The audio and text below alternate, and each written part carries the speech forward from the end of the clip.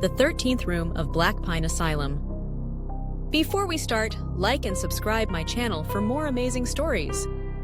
Blackpine Asylum had been abandoned for over 40 years. Tucked away in the cliffs of eastern Vermont, the building had long been the subject of whispers. They said patients there didn't just go insane, they vanished.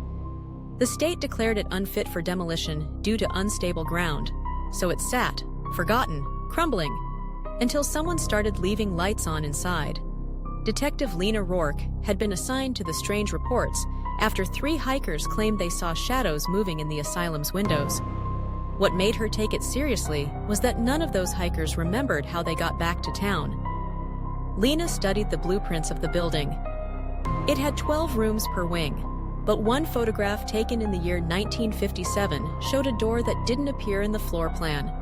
A 13th room.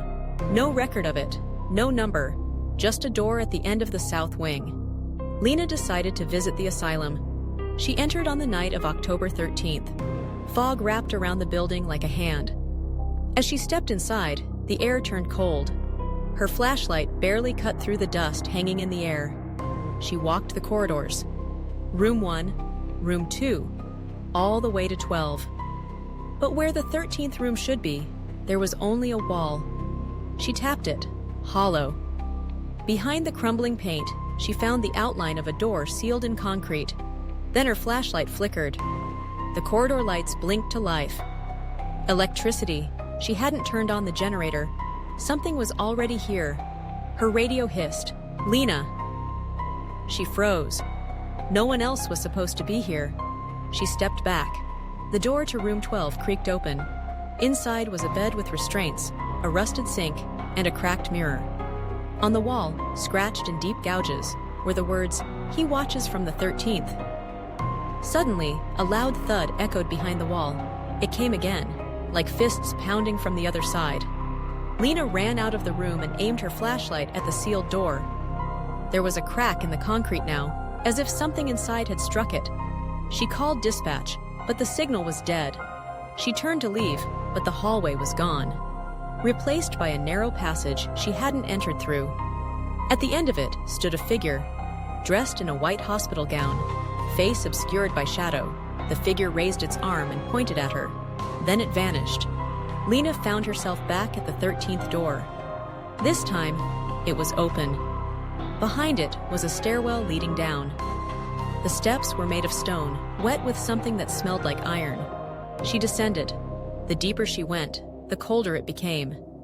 At the bottom was a corridor with 13 doors.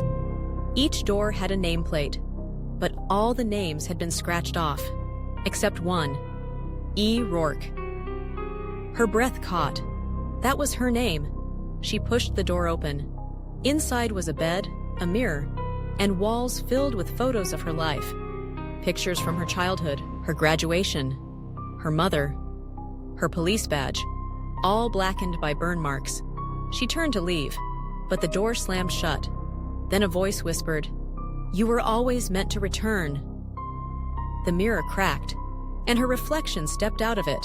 It looked like her, but its eyes were hollow, and it smiled. The lights went out.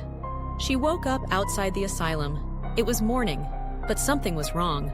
Her phone showed the date, October 27th. She had lost 14 days. The asylum was sealed again. No crack in the wall, no open door, no sign she had ever entered. But in her coat pocket was a photo. It showed her standing in room 13. Behind her, 13 shadows watched. And on the back, a message written in blood-red ink. "You opened the 13th. It won't close again."